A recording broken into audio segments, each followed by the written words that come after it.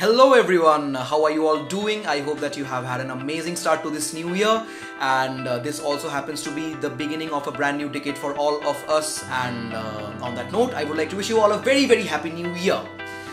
So in this video, I'll be doing a lot of talking about this amazing multi-effects processor from our favorite brand, which is Zoom. So this one is the Zoom G3XN, which has been there with me since almost a year now, and I am truly amazed by the way it sounds. The tones are really deep, they have a lot of character to them, and they really sound pro, as they call it. So in the intro part of the video, I played a little impromptu where I used a few of the tones for the track and for the live playing as well. So in the first, or rather in the second segment of the video, I'll dive deeper into each of the tones and show you what are the parameters which I used there. And in the last segment of the video, I'll try to create a clean tone from scratch from the in the Zoom G3XN pedal. So without any further ado, let us move on to section number 2, because section number 1 is already over, which was that little impromptu jam. So let us take a closer look into the tones which I used in the jam. Alright, so let us take a closer look into the tones which I used in the impromptu at the beginning of this video. So the first tone which I used is a clean tone, which is a very basic sounding clean tone, which sounds something like this.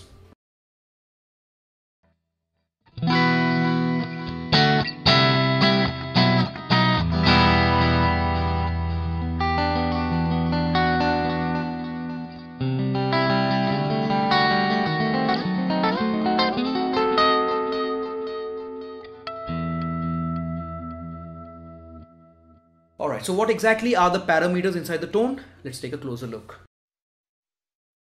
So we need to press the stop button right here. It will take us right into the signal chain of the processor. So the Zoom G3XN allows us to use a maximum of 7 effects inside one patch. So I have used all the slots here, as you can see. So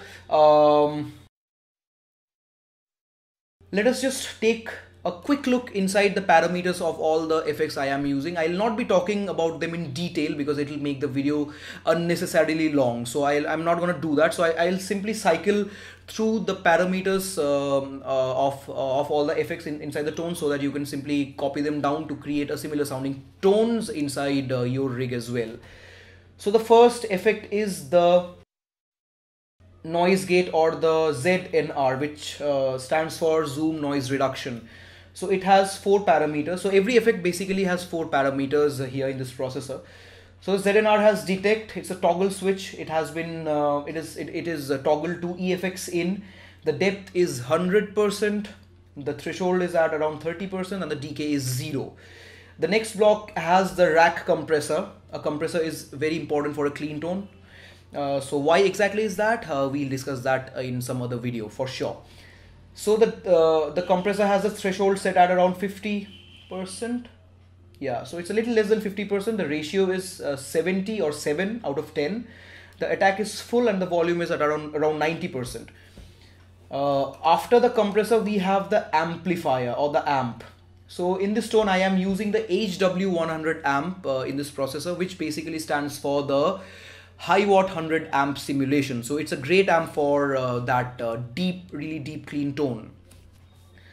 So the amplifier is basically occupying 2 blocks, just because of the fact that the parameters are a little more than 4 for the amp. So in order to accommodate all the parameters which we'll be able to tweak, Zoom has had to sort of split it into 2 separate blocks, so that we can see and tweak all the parameters available to the amp. So the left block of the amp, or the first block of the amp, has 4 parameters: the input, bass, mid, and treble. So the input is brill. So what it basically does is it makes your tone sound a little brighter, as opposed to toggling this input thing to normal, which will make your tone sound a little bassier and a little heavier. So I like it to be a little brighter like this. So I have it selected to Brill. After that, the bass is set at around 80%, the mid is at around 30%, and the treble is at around 80-90% as well. So the second block of the amp has presence, gain, volume and solo. So the presence is at 60, the gain at 13, the volume is at somewhere around 80%, and the solo switch is 3 dB or simply 3. The next one is the cabinet. Again, simple 4 parameters: the mic, the blend, the high and the low. So the mic is switched on. The blend is basically a knob which will allow you to sort of blend in between the tones of the D57 and the D421 amps. So basically the D57 is the legendary microphone from Shure, which is the SM57 dynamic instrument microphone, and the D421 is basically the Sennheiser MD421 amp or microphone simulation. So both of these microphones are great in their own way. So you can basically blend in between the tones of these two microphones here. So followed by the high and the low. So the high is at around 50%, the low is boosted at somewhere around 80%. After the cab, we have the delay and the reverb. So the delay is a plain delay. The time is set at quarter note. The feedback is a little less than 50. The mix is again a little less than 50. The tail is switched on. So what the tail does is, if you play something with the delay on and you switch off the delay, the trail of the delay will still be there. So, right? As opposed to if I switch the tail off and do the same, you would notice that the trail of the delay gets cut off as soon as I stomp it off. So, see, it's gone. So that's something which we do not really want to have. At least I do not really want to have. But if you're looking for that thing wherein stomping that delay thing off will shut off the decay, you can simply turn the tail to off. Now moving on to the reverb. The pre-delay is at 1, which is the bare minimum. The decay is a little less than 50 or maybe at 50%. The mix is at somewhere around 30%, and the tail, which does the same job as the delay, is switched on. Now let us move on to the next tone, which is an overdrive distortion tone which I used. It sounds something like this.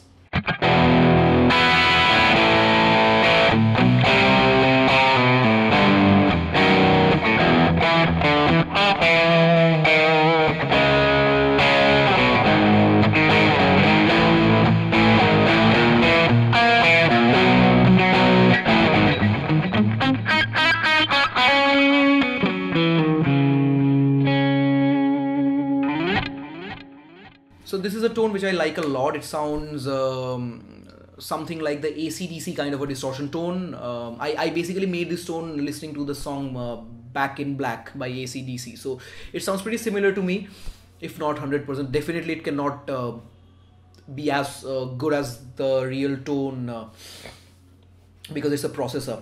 So this is a tone which I like a lot, and let us dive deep into the tone and let's see what's in there. Again, 7 effects: the noise reduction, followed by the amp, the cabinet, the volume pedal, delay and reverb. So the ZNR or the zoom noise reduction has a detect at EFX in, the depth at 100, the threshold at 30, the decay at 0. Followed by the amp. This one is the MS1959 amp model, which is the Marshall 1959 amp sim.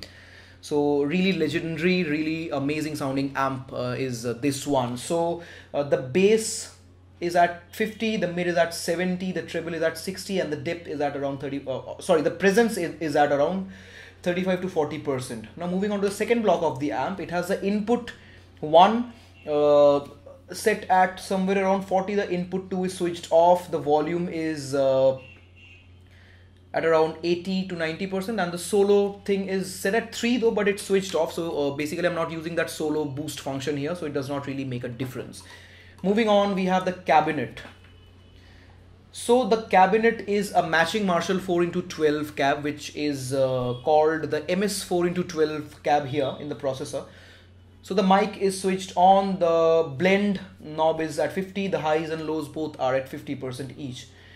Now I am using the volume pedal before the delay and reverb just because of the fact that if I switch the volume pedal down while I'm playing, I want the delay and reverb to stay and fade out naturally. I do not want them to completely shut off. This would be the case if I had put the volume pedal after the delay and reverb. So the volume pedal is here. The volume is set at 100. Then the minimum value is 0, the maximum is 100, and the curve is A. It's toggled at A. This is followed by the delay and the reverb. So the delay is again the plain delay, and the time is quarter note. The feedback is around 30. The mix is at somewhere around 35 to 40. The tail is switched on. The reverb has the pre-delay at around 50%, the decay at around 30, 35 or 40%, the mix at around 40, and the tail is switched on. So this is the overdrive tone which I used. Now the third one which I used for this demonstration or for the impromptu was this really good sounding ping pong delay, stereo delay clean tone. So it sounds something like this.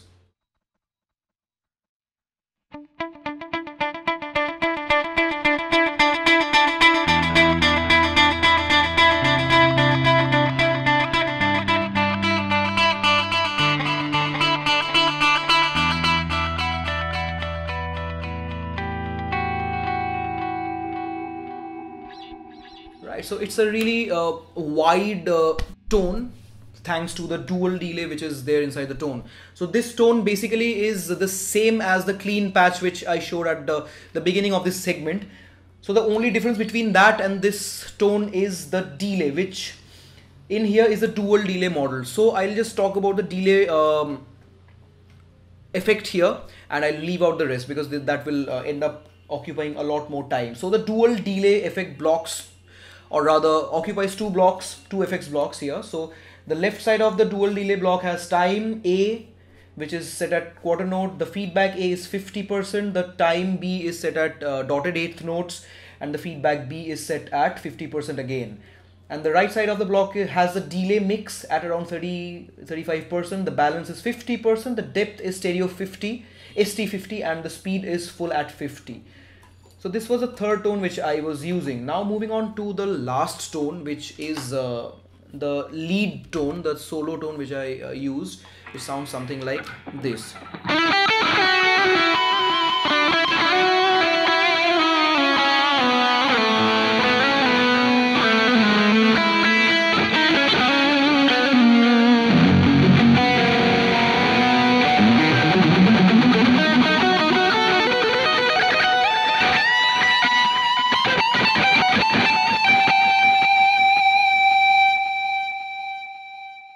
Yeah, it's a pretty good sounding tone, and it's not that tough to build this tone either. So let us jump right into the effects. So we have the ZNR or the Zoom noise reduction, followed by the TS drive, the amp, the cabinet, the delay, and the reverb. So what exactly do we have inside the ZNR? It's pretty straightforward. The detect is at guitar in, the depth is 100, the threshold is 50, the decay is 0. The TS drive is basically the simulation for the Ibanez Tube Screamer Overdrive pedal. It's a legendary distortion pedal. Once again, everyone knows about it. So the gain of this pedal is set at around 90, 80 on 90. The boost is on, the tone is at around 75%, 70-75%, and the volume is 80%. Now moving on to the amp model that we are using here is the Bogner Ecstasy Blue, which is called as simply the Ecstasy Blue amp here. So it's a great amp for those creamy lead tones actually. So it again occupies two blocks. So the left block has the bass, which is flat at 50, the mid is at 30, the treble at 80, the presence is at around 60. The treble is at around 70-75, and the presence is at 60. The right side of the block, or the right block, has a structure which is toggled to high. The gain is at around 85 or 90%. The volume is at 35, and the solo is boosted at 3 dB with the solo boost switched on.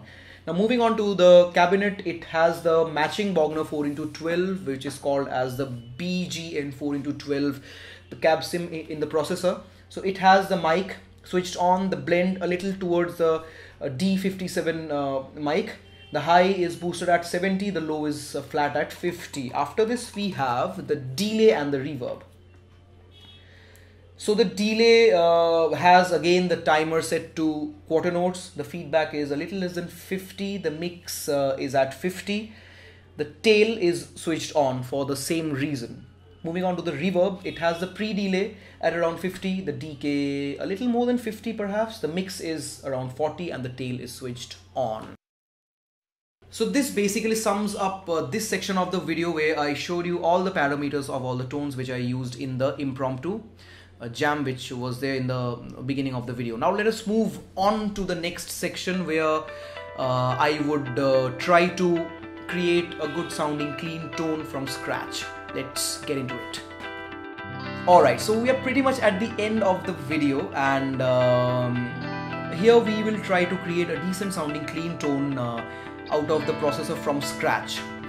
Before getting into the tone milling process, let me just share what exactly am I using along with the G3XN in this video, because the guitar and all the other gears that you would be using along with the pedal board will make a lot of difference in your tone.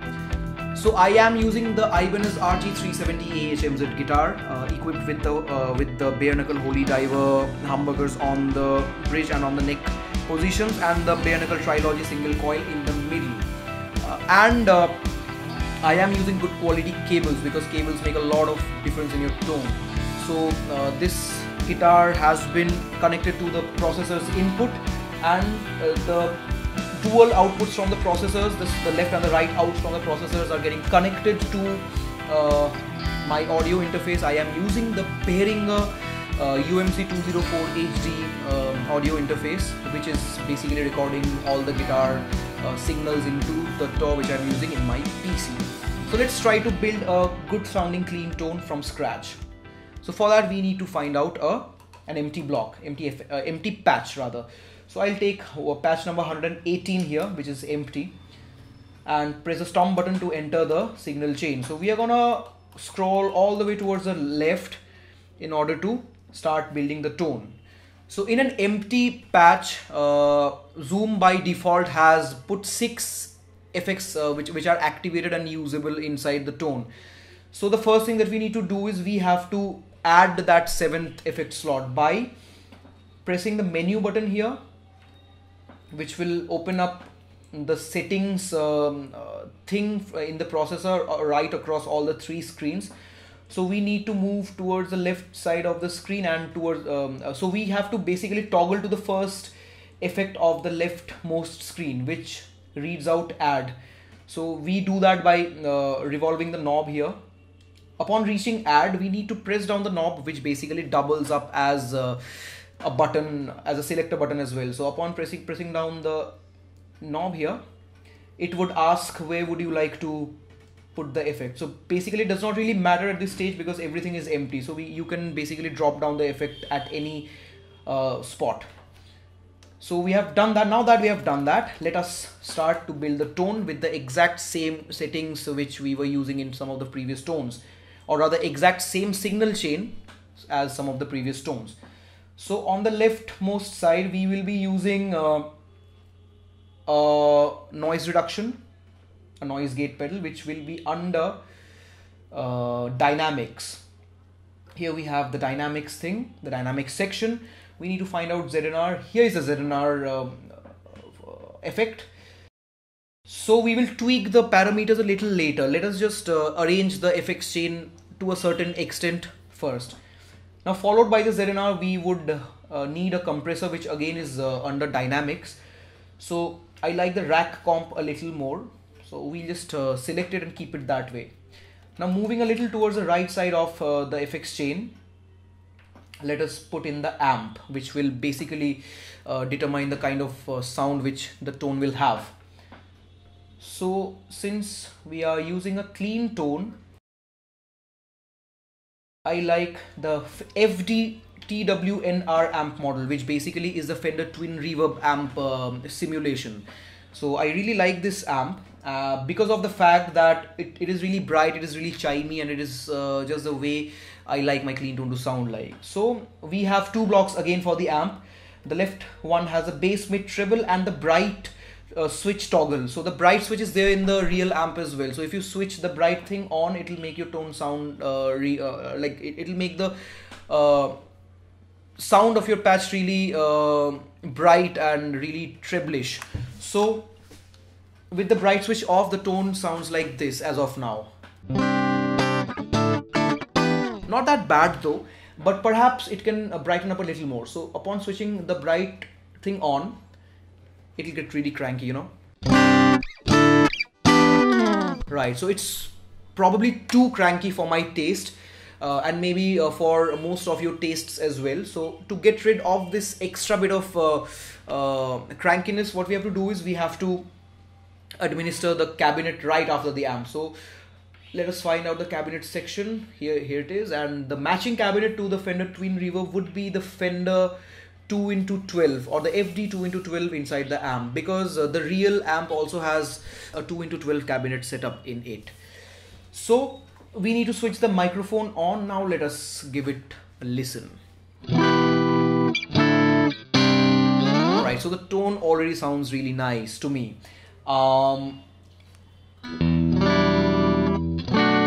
EQ and everything is okay-ish as of now. We did not even touch the EQ even a bit.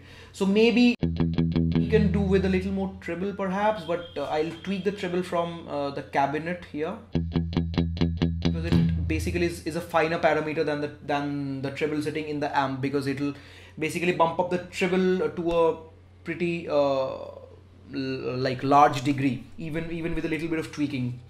So the cabinet thing has a sort of finer adjustment happening inside the highs and lows parameters. So I like to increase the highs from the cabinet itself. So now the tone sounds something like this.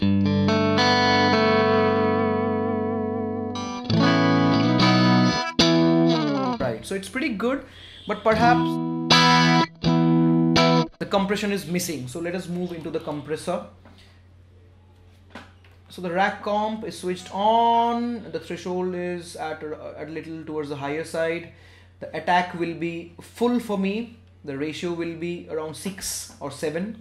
Now the tone sounds something like this. Okay, so it got a little bit too gainy, so I'll just get rid, roll the volume down a little on the compressor. The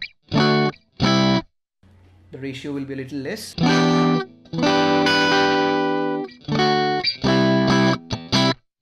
Maybe a little less attack perhaps.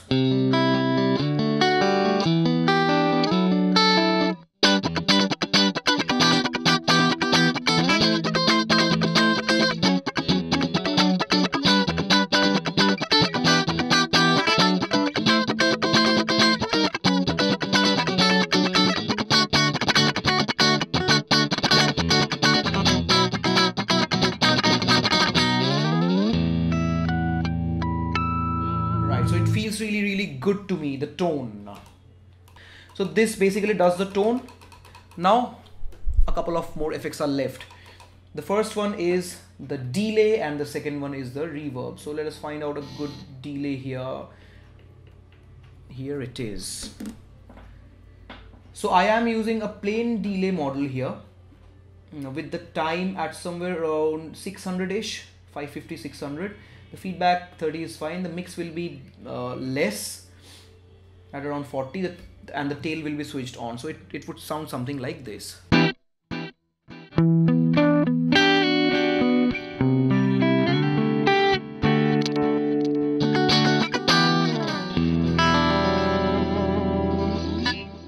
Now, if you're looking to get a tone which is sort of similar to the ping pong delay tone which I used in the jam in the intro impromptu, what you can do is you can simply change the normal delay to the PP delay, which is a ping pong delay.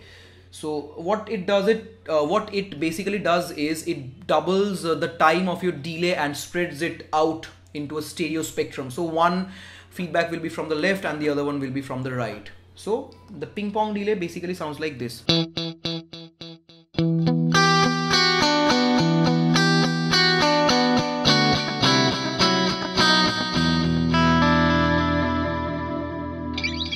But perhaps this is too fast for me, so maybe I'll dial the tone up to around 800. This is something which I like a little more.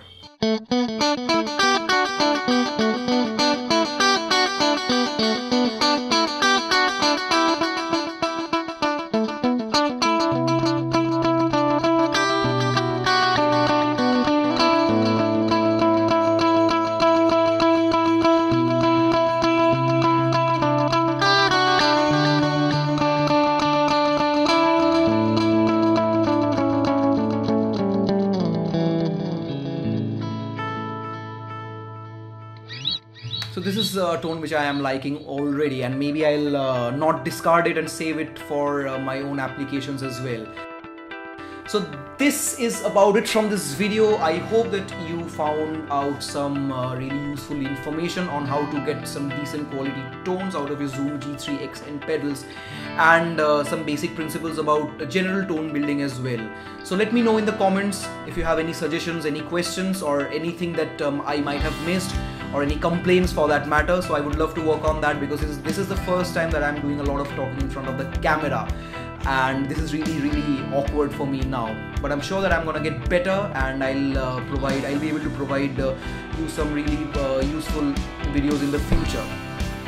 So on that note, I would like to call it a day in this video, and I hope that you guys have an amazing time ahead. I wish you all a healthy and happy new year. Keep doing what you do the best, keep making music, keep rocking, and keep your spirits really high. Take care everyone, goodbye.